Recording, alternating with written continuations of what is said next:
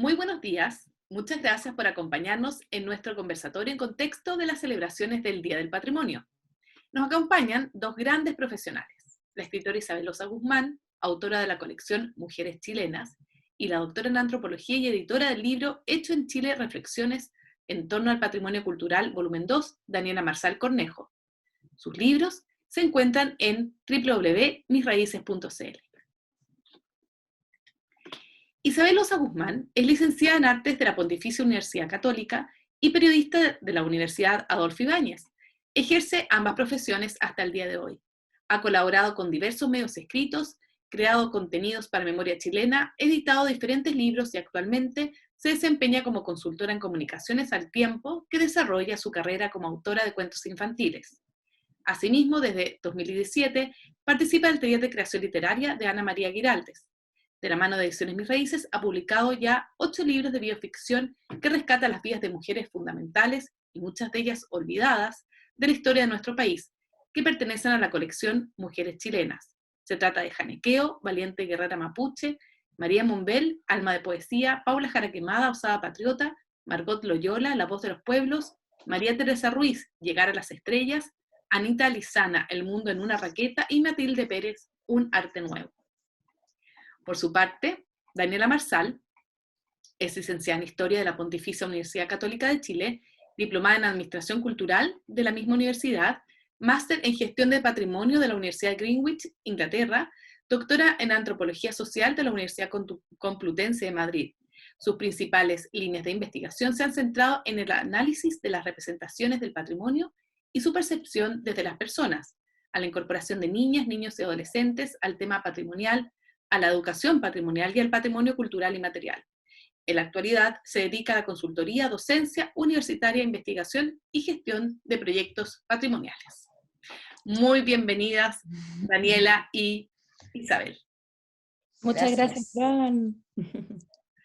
Bueno, este fin de semana estamos celebrando el Día del Patrimonio. Como ya es tradición, mayo se ha transformado desde su instauración en el año 2000 en el mes del patrimonio. Estoy muy contenta de poder hablar con ustedes sobre un tema bien específico y que nos convoca a todas las que estamos acá reunidas, que se trata justamente de cómo incentivar el patrimonio cultural en niños y niñas. Por eso me gustaría dar la palabra primero a Daniela Marsal, experta en este tema. Daniela, en el libro Hecho en Chile, Reflexiones en torno al patrimonio cultural, volumen 2, escribiste un capítulo que se llama Deconstruyendo el patrimonio desde las niñas y los niños, legados, caminos y potencialidades. ¿Qué te llevó a investigar sobre este tema y cuáles son las deficiencias o falencias que existen hoy en torno a este público? Hola Fran, hola Isa, ¿cómo están?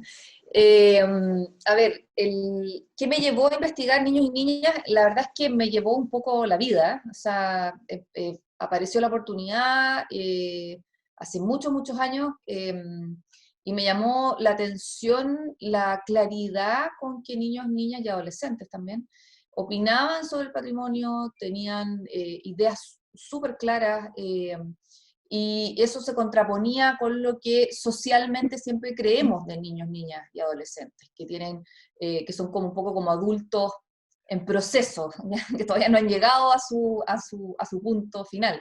Y por lo mismo no se valora o se subvalora, la mayoría de las veces, sus opiniones o su mirada como sujetos importantes, como actores sociales, como protagonistas, etc.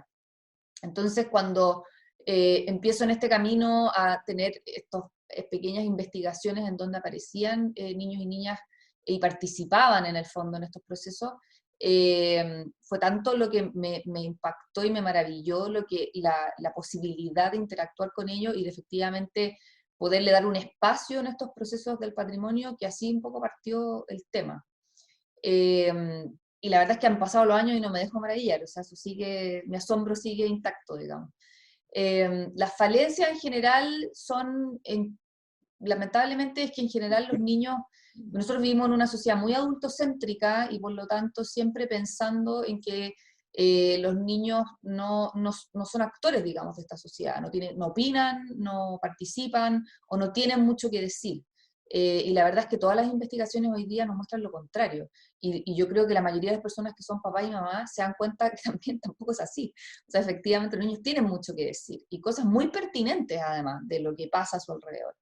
Y bueno, lo mismo pasa exactamente lo mismo en patrimonio. Entonces, quizás esa es la primera como gran vara en términos de que los niños efectivamente sean pensados como estos sujetos que también son parte de una sociedad y que son actores de esa sociedad. Y de ahí, claro, viene una serie de otras problemáticas que tienen que ver obviamente con cómo se entiende el patrimonio, cómo se ha construido, y siempre que se ha construido de una cierta manera, con ciertos actores privilegiados. Entonces obviamente que incorporar a estos nuevos actores, que pueden ser niños, niñas, mujeres, en fin, una serie de muchos actores que han quedado un poquito como marginales en la historia oficial, es un proceso ya que se está dando, lento, pero que se está dando y que efectivamente yo creo que vamos a ver que de aquí a unos años más esto ya se va a ir incorporando como una cosa mucho más concreta y más evidente, y probablemente también los niños y las niñas en las representaciones, en las decisiones, en lo que es patrimonio y lo que no, etcétera, etcétera. Esta como deficiencia se ve principalmente en los museos, ¿no? Podríamos decir, como lugares donde se hace más patente quizás esta necesidad, ¿o no es tan así? Yo creo que en toda la esfera del patrimonio, o sea, en general cuando uno va incluso, no sé, por inventarte cualquier otro lugar, puede ser una casa histórica o qué sé yo, por lo general la historia de la infancia no es una historia que se narre, o sea, o que se cuente o que se rescate. Y cuando se rescata, y ahí está el otro tema, que cuando se hace, suele hacerse de una manera muy estereotipada, siempre pensando, por ejemplo, en los juguetes, que es un poco lo que yo narro en el capítulo, que siempre se ha tendido a creer que los juguetes es igual a niños y niñas, y lo cierto es que los juguetes no los compran los niños y las niñas, los compran los adultos, los diseñan los adultos, los construyen los adultos. Y por lo tanto, ahí hay que quitarle un poco esa como mirada de que efectivamente eso se traduce en niños. Puede que sí, como puede que no. Y muchos de nosotros nos hemos dado cuenta que un niño a veces toma un juguete y lo transforma, lo reinventa y lo adapta a sus propias necesidades o a sus propios intereses. O incluso a veces el juguete no es tan importante y más importante la caja. Entonces aquí obviamente hay modificaciones que nosotros como adultos también tenemos que reconocer como parte del mundo infantil y salirse un poco de esta cosa muy adultocéntrica de decidir por los niños, de construir por los niños y de que uno decide lo que hacen los demás, digamos. Uh-huh. Así es. Bueno, acá voy a mostrarles el libro que fue publicado hace muy poquito y acá adentro está el capítulo de Daniela, muy interesante, justamente hablando de esta problemática, podríamos decir. Isabel, en tu caso, la inquietud por escribir libros sobre la historia de mujeres chilenas, sobre todo más desconocidas, obedece una razón bien particular. ¿Nos puedes contar sobre lo que te motivó a escribir al respecto y cómo fue y ha sido este proceso? Bueno, sí, pues yo siempre he contado que la verdad yo llegué a la literatura infantil un poco de rebote. Yo siempre, desde que era muy chica, supe que me iba a dedicar a escribir, pero la verdad siempre pensé en un tipo de literatura más enfocado a adultos. Fue cuando tuve hijos que me enfrenté de partida a las inquietudes, a las curiosidades de los niños, a las frases divertidas que dicen todos los días, a las cosas que les interesan a ellos, y me empezaron a llamar mucho la atención. Y el tema de las mujeres en particular surgió porque a mí me importaba mucho que mis hijos conocieran un poco la historia de Chile como efectivamente ocurrió, co-escrita, co-hecha por hombres y mujeres. ¿Ya? Entonces iba mucho a la librería, a la biblioteca en busca de literatura infantil que rescatara también historias sobre mujeres importantes de la historia de Chile, y aparte de Violeta Parra y Gabriela Mistral, que son como las que efectivamente más se han rescatado, no había. Y en cambio, a mí me pasaba que yo me puse a investigar por mi cuenta y habían muchísimas, muchísimas mujeres en la historia de Chile, en todo ámbito de acción, que habían hecho cosas muy importantes, que habían dejado huella, que incluso le habían abierto las puertas a las mujeres que vinimos después, y que nadie las conocía, mucho menos los niños. Entonces, al principio fue como un proyecto más bien personal. Dije, ya voy a un poco como a escribir casi que manuscritamente unos libros para que mis niños puedan leer y enterarse de quiénes son estas mujeres olvidadas de la historia de Chile. Y después me embalé, dije, en realidad, ¿por qué solamente mis niños? Esto tiene que ser algo más a nivel país, ojalá todos los niños en todos los lugares más recónditos de Chile puedan tener acceso a la información patrimonial real, en el fondo, como realmente ocurrió. Que puedan conocer ellos también las historias de estas mujeres, que puedan maravillarse con sus vivencias, aprender de ellas, etc. Entonces de ahí un poco surgió la idea, me acerqué yo a mis raíces porque sabía que era una editorial que se dedicaba a temas patrimoniales, a rescatar temas patrimoniales, entonces me pareció como el lugar ideal para ir con este proyecto. Ahí con la Fran, contigo Fran, hicimos clic al tiro, a ti te encantó el proyecto, las dos empezamos a hablar como el mismo idioma al tiro, nos enfocamos mucho y más o menos rápido salió adelante esta idea. Y el proceso ha sido muy lindo, ha sido muy, muy lindo desde el punto de vista, o sea, desde la parte de investigar, como decía antes, que ha sido un proceso largo, de yo misma también adentrarme en historias de mujeres que yo tampoco conocía, o que a lo mejor había oído, pero que no conocía su verdadera importancia. Eso, entrevistar gente, hablar con historiadores, hablar con descendientes de estas mujeres que todavía están vivos, leer mucho, ir a la Biblioteca Nacional, buscar documentos también olvidados, muy, muy antiguos. Todo eso ha sido un proceso muy, muy lindo, muy enriquecedor. Y bueno, todo esto después de rescatar estas historias también ha sido muy lindo. El trabajo con los niños ha sido increíble. Yo, como les decía, llegué un poco así como náufraga al mundo de los niños, y la verdad que la recepción ha sido increíble. A los niños les han gustado mucho los libros. Yo misma me di cuenta de que a veces uno tiende a pensar que los niños son como lectores a lo mejor como más simples o básicos, y la verdad es que es todo lo contrario. Me he dado cuenta de que los niños son lectores muy curiosos, muy sagaces, muy inteligentes, muy reflexivos, y todo eso hace que para mí sea un desafío muy grande escribir para ellos.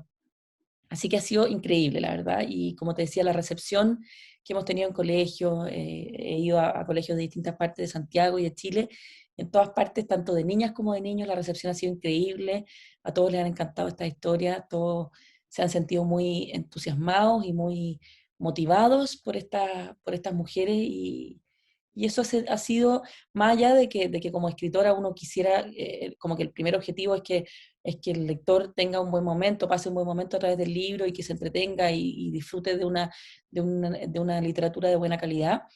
Es también el sentir que más allá de eso, uno está como dejando un pequeño grano de arena en esto de poder rescatar historias que son tan importantes. Claro.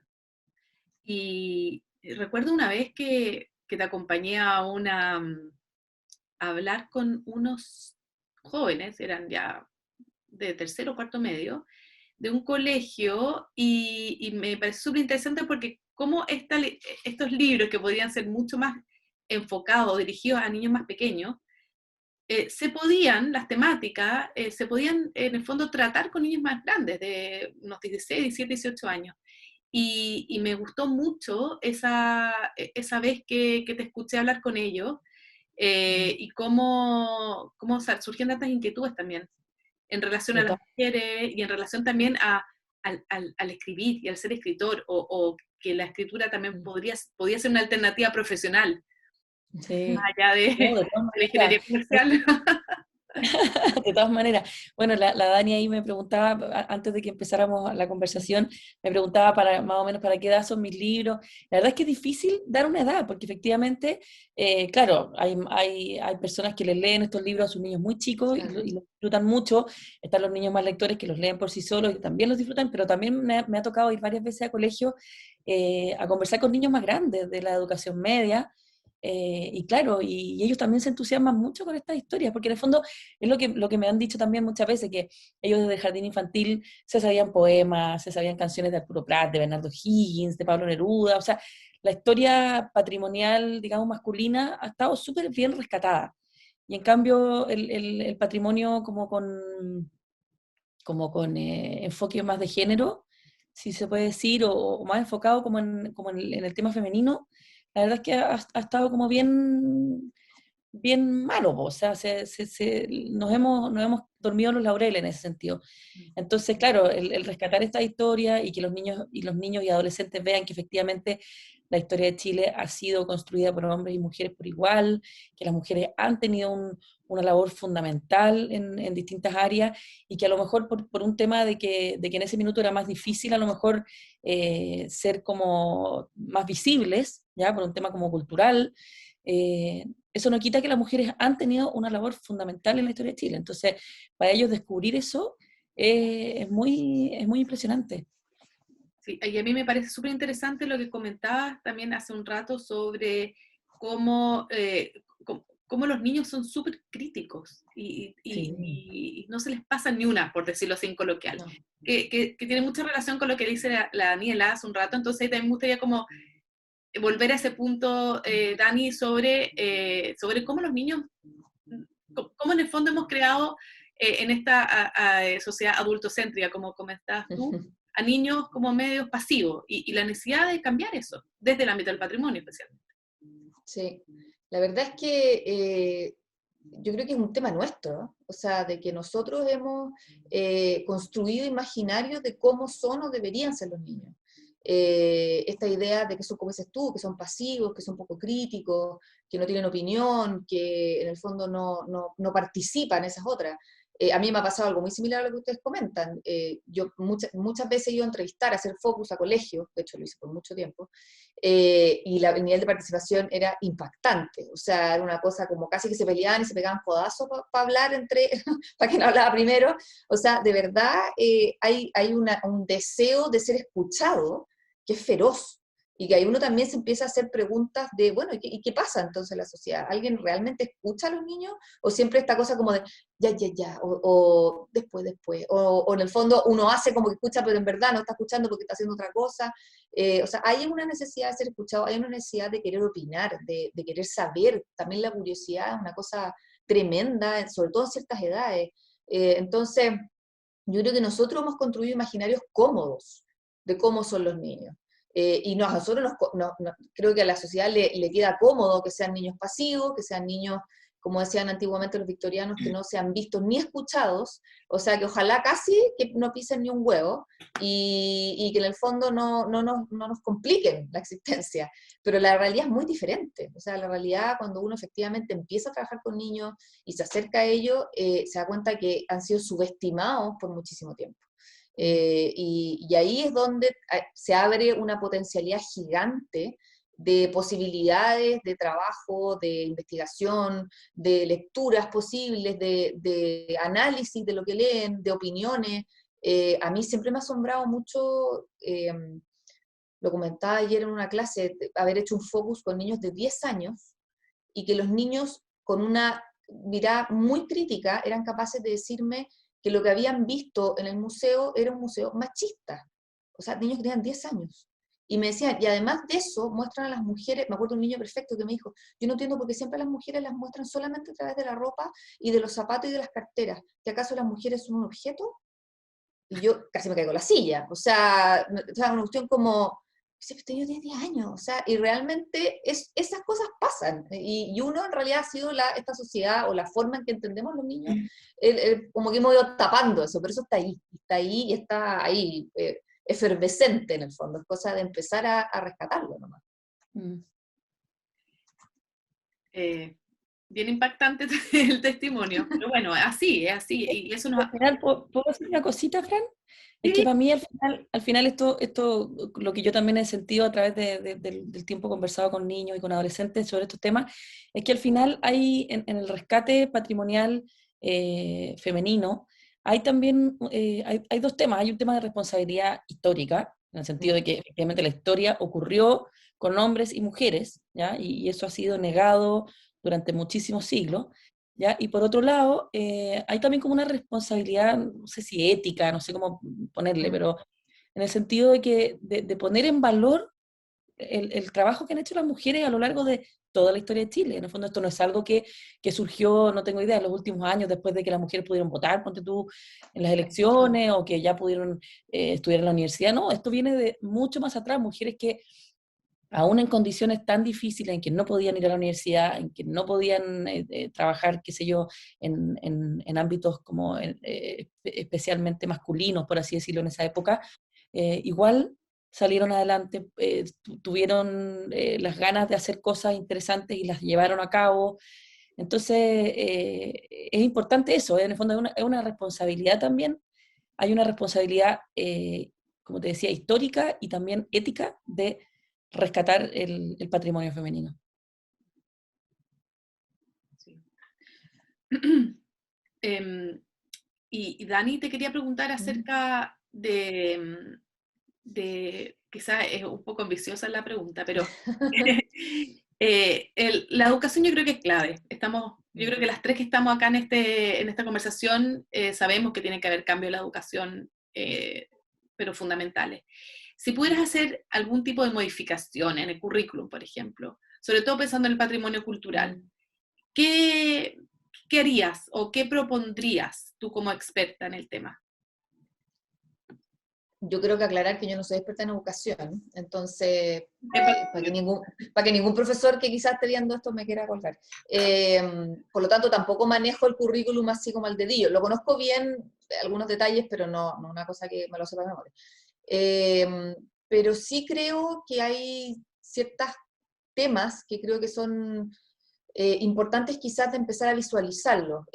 Lo primero, creo yo, es que esta cosa del otro, de cómo se construye el otro, que ha sido una forma como muy típica de la historia en general, y que el currículum de alguna manera lo ha tratado de tomar, pero no sé si lo logra, es de ahí donde está mi duda, de cómo se construye ese otro. Por ejemplo, pensando en lo indígena o en el mundo precolombino chileno, esta cosa como del disfrazarse de algo, porque finalmente es eso, el rescatar ciertas culturas, pero siempre de una forma en que son unas culturas como ajenas, como lejanas, como distintas, que no, casi que no tienen nada que ver conmigo, la gran mayoría de las veces además como culturas que no existen. Me tocó hace un tiempo atrás ver un video que le habían mandado a mi hija, que cuando lo empecé a ver, la historia era como, había una vez una niña y un niño mapuche, y yo, ¿cómo que había una vez? O sea, como hace mucho, mucho tiempo, y yo, stop, esto todavía existen, como entre paréntesis, como todavía hay como una perpetuación de estas como historias como versión precolombina, como si eso no existiera o no existiera una permanencia hasta el día de hoy. Entonces yo creo que hay una forma muy pasada de contar el tema patrimonial, muy pasada en el sentido de que no se entiende desde un hoy. No sé si me explico la idea. Entonces yo creo que ahí hay un tema, un gran tema, porque el patrimonio desconectado del presente, la verdad es que no se transforma en una cosa como la historia así remota, digamos, como una cuestión que no necesariamente se vincula a mi mundo de hoy día, no necesariamente me sirve como una herramienta en mi mundo de hoy día, y yo creo que ahí hay un trabajo que hacer de que efectivamente la construcción del otro, y aquí estoy hablando de todo tipo de otros, del otro indígena, del otro migrante, en fin, o sea, de las mujeres, todos los que han quedado como marginales de la historia oficial tradicional, digamos, de lo rural, del obrero, en fin, de muchos otros que han quedado como fuera de la historia típica oficial, sea una historia más vinculante, más real, más que de la persona realmente diga, ya, ok, yo me vinculo a esto, o lo entiendo, o lo asimilo de alguna manera, no que pase así como una cosa más, digamos. Y yo creo que ahí, obviamente, las visitas a lugares patrimoniales ayudan muchísimo. Poder ir a un museo a ver un objeto de algo que están viendo en la sala de clases, o ir a una casa histórica, o escuchar relatos de personas más antiguas que te puedan contar cosas, abuelos, etcétera, los libros, en fin, yo creo que hay muchas maneras de ir metiéndose en el tema patrimonial que sea más de experiencia y que en el fondo logre vincular esta teoría de alguna manera con una cosa más de vivencia en el fondo. Los niños demandan mucho eso, el tema de la vivencia, de la experiencia. Por lo menos lo que yo he investigado, ahí hay una cosa bien como latente, o sea, de efectivamente sentir, de ver, de ellos mismos hacer algo.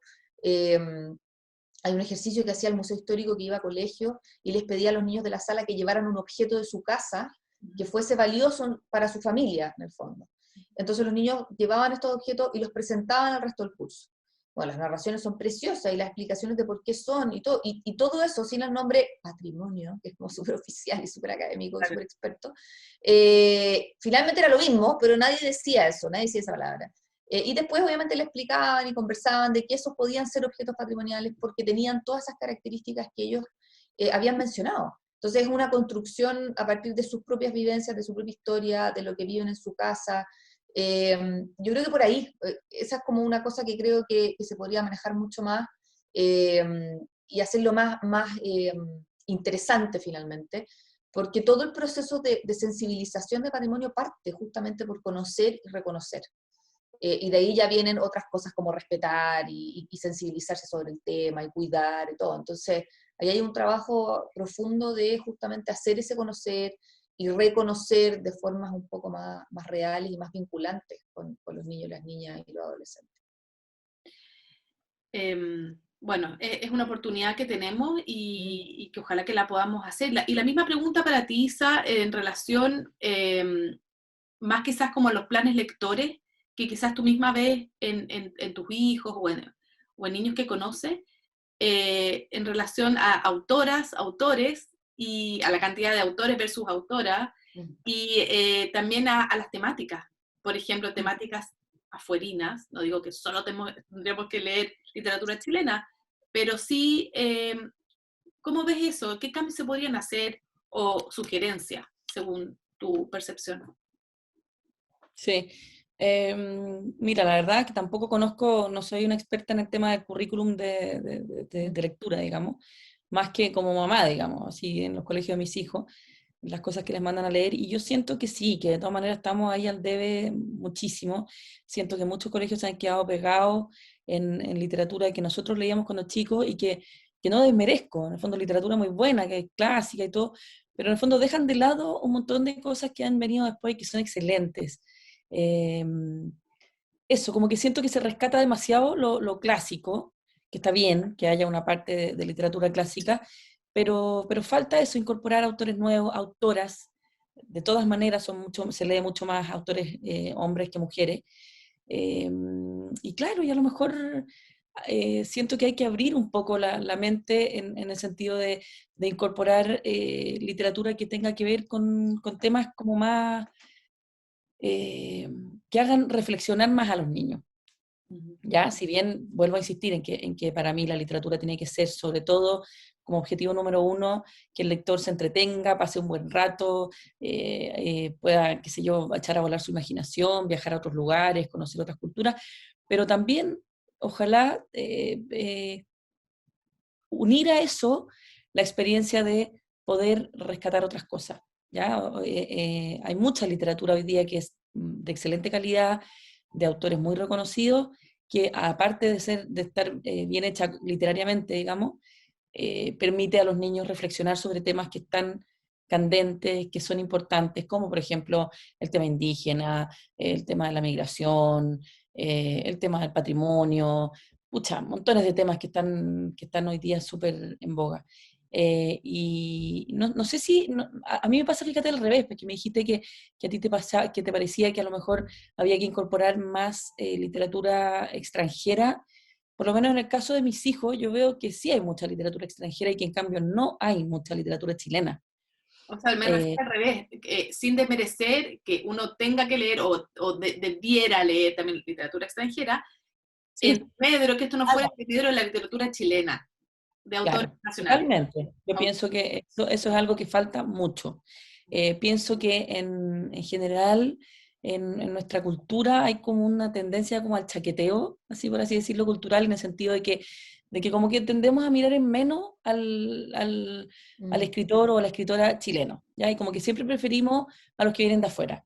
Eh, y no, pues, creo que es súper importante darle cabida a los buenos autores chilenos y a las buenas autoras chilenas en los currículums de literatura de los colegios porque son chilenos y porque son buenos. O sea, porque más allá de, claro, por supuesto que hay cosas, uno no tiene por qué incorporar literatura chilena que es malita o que no sé, porque no cumple como con los estándares que se buscan. Pero está tan lleno de autores y autoras que son excelentes, que en el fondo es una tontera dejarlos de lado, por una como un prejuicio de que porque son chilenos son como menos válidos, menos importantes. Así que sí, yo creo que ahí de todas maneras estamos al debe, hay que incorporar más literatura chilena en los colegios, de todas maneras. Hay que hacer más. Oye, Fran, quería complementar un poco algo de lo que dice la Isa. Yo creo que también parte importante de la educación patrimonial tiene que ver con eso, con valorizar lo propio. Yo creo que nosotros tenemos un tema de colonialidad muy instalado en términos de siempre creer de que lo externo, y bueno, y fue además el proyecto de nación de Chile por mucho, y lo sigue siendo en muchos aspectos, de como que la modernidad va por ser como no sé quién, como Francia, como no sé quién y no sé quién, y siempre con esta cosa de desvalorizar lo propio, y como marcando siempre la diferencia entre lo que se hace acá y lo que se hace afuera, el que estudia acá y el que estudia afuera, o el que escribe acá y el que escribe afuera. Y también un poco se ve eso mucho con el tema de la artesanía, de cómo hay una cosa, una valorización extrema del arte, como una cosa así fantástica, maravillosa, pero la artesanía siempre mira como el hermano chico, así como que no tan interesante o no tan valioso.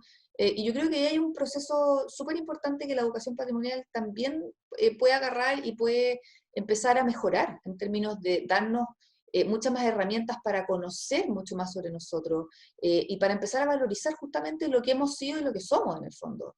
Reconociendo obviamente cosas buenas en todas partes, y eso obviamente en todos los lugares los hay, pero nosotros tendemos a empequeñecernos mucho y a mirarnos mucho en menos. Y yo creo que ahí hay un tema que el patrimonio ayuda también a mejorar eso.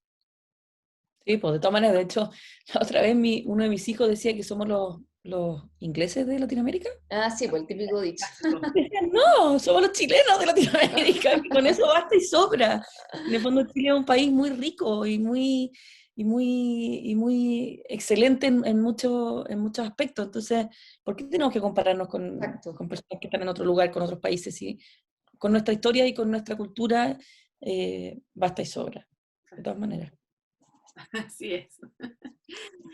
Oye, bueno, yo quería mostrar acá algunos de los libros de la ISA, de la colección de mujeres chilenas. Este es Margot Loyola, un libro hablando de las tradiciones, y justamente a mí me gusta mucho este libro porque no es ni la Violeta ni la Gabriela Mistral, es la Margot Loyola, una tremenda folclorista, investigadora, académica, fantástica. Después, bueno, acá está Janequeo, que esta ya es la segunda edición, desde que se publicó en 2016. Acá está Paula Jara Quemada, que habla de esta mujer que era, pero aguerrida, y estuvo ahí muy fuerte frente a los españoles para que no entraran a su fundo. La Margot Dualde y la María Monbel, y bueno, está también la Anita Lizana y la María Teresa Ruiz. Sería súper interesante, Isa, si podrías hablar también de que tú hablaste con la María Teresa, la entrevistaste, y o sea, más allá de ser una fantástica astrónoma y científica chilena, Premio Nacional de Ciencia, una mujer súper cercana, y cómo también habló de las dificultades de convertirse en astrónoma en un mundo súper masculino. No, ella es una mujer increíble, porque además, bueno, ella me recibió en su casa un día para que conversáramos. Se suponía que iba a ser una reunión muy cortita porque ella tenía cosas que hacer después, pero finalmente canceló las cosas que tenía que hacer. Nos quedamos conversando toda la tarde en su casa, tomando jugo de frambuesa hecho por ella. Una mujer como muy dual, bueno, como somos la mayoría de las mujeres, que al final tiene este lado profesional muy desarrollado, pero a la vez todo este tema como doméstico, de ser muy acogedora, muy femenina. Además, ese día me mostró también obras de arte pintadas por ella que están en su casa, increíbles. O sea, que tú dices cómo una mujer puede ser tan multifacética. Bueno, y conversando con ella, claro, me contaba de las múltiples dificultades que tuvo en su vida para poder llegar a estar donde está. Y en particular me llamó la atención una, que es cuando ella estaba estudiando su doctorado en Princeton, y me contaba que ella era la única mujer de su generación, que los hombres nunca querían hacer trabajos con ella, la dejaban fuera de todos los grupos de estudio, o sea, la miraban en primer lugar por ser mujer, en segundo lugar por ser chilena, que venía del rincón del mundo, o sea, Nadie tenía nada que valorar en ella.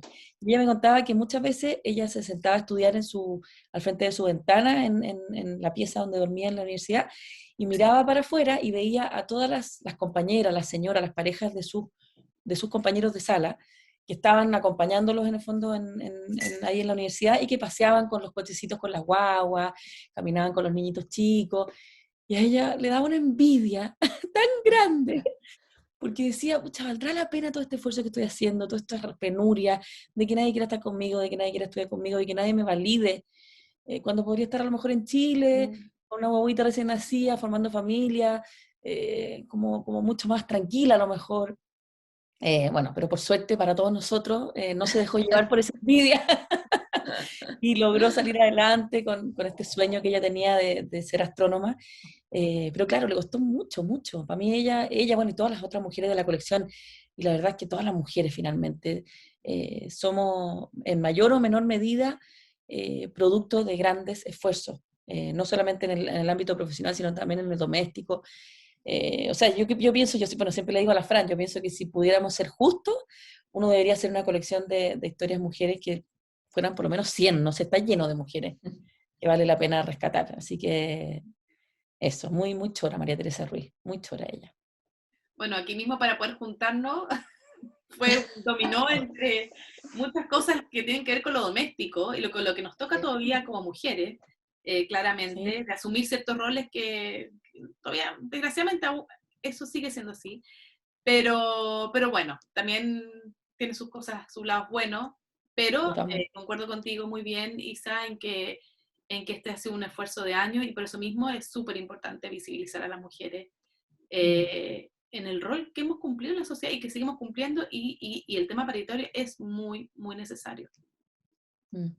¿Saben qué? Yo quería comentar una cosa a partir de eso. Yo creo que una de las cosas que se ha hecho mucho en los últimos años es rescatar a estas grandes mujeres, digamos, que por supuesto que son imprescindibles de contar quiénes son, de darles a conocer y todo, pero en lo personal siento que estamos muy al debe de contar la historia de la vida de las mujeres comunes y silvestres, digamos, no estas grandes íconos que, como dices tú, claro, pucha, lo han pasado pésimo para destacar o les ha costado un montón y todo, sino que contar también la vida privada, en el fondo, de qué pasa en la casa, qué pasa, qué significa criar, qué significa lavar la ropa en 1900, que yo realmente si me tuviera que lavar hoy día como se lavaba hace 100 años no lavo nada, o sea, olvídenlo. O sea, ha cambiado la vida de una manera impresionante, y siento que, claro, siempre los niños a mí me decían, cuando conversábamos de esto, decían, bueno, porque las mujeres no estaban en lo público. Sí, pero no estaban en su casa haciéndose trenza, o sea, claramente estaban haciendo muchas cosas y siguen haciendo muchas cosas. Entonces yo creo que hay que, de alguna manera, en algún momento empezar a poner luz de lo que sucede en el interior de lo doméstico, porque así también empezamos a valorizar eso y empezamos a valorizar la pega que es bien dura y bien complicada y esta cosa, como dice la Fran, de malabarismo, de muchas cosas que suceden al mismo tiempo. Y yo creo que ya está, es como el momento, creo yo, como de sacarlo de esta cosa como oscura o de lo privado privado y empezar a contar, sí, fíjate que había mujeres hace 50 años atrás que tenían que cocinar todos los días, 20 veces al día, porque no había freezer, no había refrigeradores, que te tenían que lavar en una batea, que tenían que, o sea, y era una vida súper compleja, y yo creo que es importante también empezar a reconocer esa cosa como común, y el trabajo doméstico como un trabajo, porque yo creo que eso también es una cosa que no se visualiza, Claro, y lo seguimos perpetuando también socialmente, entonces, Isa, yo creo que por ahí va lo tuyo ahora.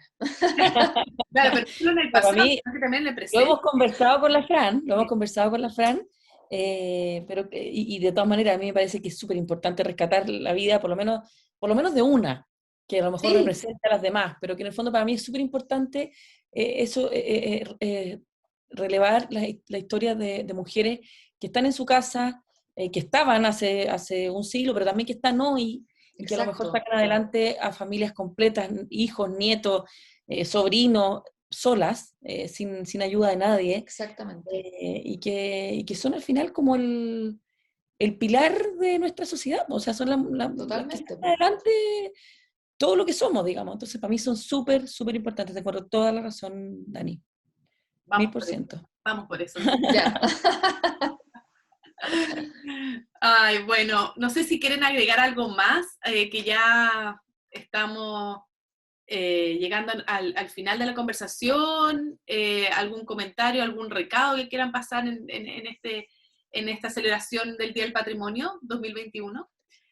Yo quisiera hacer una cosa súper cortita, de que la gente un poco le pierda el miedo al tema del patrimonio. Yo entiendo en general como que sale esta cosa como Día del Patrimonio, y quizás siempre hay una mirada que queda como del experto, de la gente que, solamente la gente que sabe y no sé qué, y la verdad es que no, o sea, esto es justamente una celebración para todo el mundo, para que justamente el patrimonio se humanice y se empiece a integrar a la vida de todas las personas. Todos, de alguna manera u otra, hacemos patrimonio, a través de lo que hacemos diariamente, de nuestras memorias, de nuestros ritos, de nuestras tradiciones, de cómo nos sentimos parte de algún grupo, en fin, o sea, todos hacemos patrimonio. Entonces, yo creo como un poco invitar a la gente a que se interiorice con el tema, que le pierda el miedo y que lo vaya haciendo más parte de su cotidianidad en el fondo. Sí, yo un poco tomando eso mismo que estaba diciendo la Dani, claro, efectivamente, perderle el miedo al Día del Patrimonio, porque es como que nos hablaran del Día del Dinosaurio, así, ¿no? Me imagina como una cosa demasiado lejana, antigua, anticuada, fome. Por lo menos eso es lo que yo veo cuando les hablo del tema del patrimonio a mis hijos, como que lo encuentran latero, así, de buenas a primeras, pero finalmente se dan cuenta de que hay muchas formas muy entretenidas de acercarse a él. Yo quisiera, en este Día del Patrimonio en particular, me gustaría invitar a la gente, no solo a lo mejor a acercarse al patrimonio como oficial, por así decirlo, y a las actividades que seguramente van a haber en distintas partes, sino también acercarse a ese patrimonio que todos tenemos en algún rincón de la casa, o sea, de la familia me refiero, a lo mejor ese abuelo, esa abuela, esa tía lejana que visitamos poco y que a lo mejor tiene montones de cosas muy entretenidas que contarnos sobre su vida, sobre cómo ha asumido ella la historia de Chile, sobre cómo ve lo que está pasando hoy día en nuestro país, cómo se imagina el futuro. Creo que ahí ese patrimonio vivo, creo que es muy, muy importante también rescatarlo y que muchas veces lo tenemos un poco olvidado, un poco abandonado, sobre todo ahora en pandemia, lo hemos visto menos. Creo que sería una bonita forma de celebrar el Día del Patrimonio, acercándonos a esos viejitos que tenemos cerca y sacándoles el jugo, porque además no sabemos hasta cuándo los vamos a tener, así que sacarle el jugo y aprovecharlos. Eso. Buenísimo. Muchas gracias a las dos, y bueno, acá nuevamente paso el recado, los libros de la Isabel Osa y acá el libro de la Daniela Marsal. Muy entretenido, muy interesante las reflexiones que hemos podido tener hoy día, y yo creo que bueno, nos quedamos con harta tarea por nuestra parte de seguir discutiendo el patrimonio, y más allá de este patrimonio autorizado y monumental, ¿no? Sabemos que tenemos que también hacerlo mucho más cotidiano. Así que les agradezco a las dos y que tengan un buen fin de semana y nos estamos viendo. Gracias, Gracias Fran. a ti.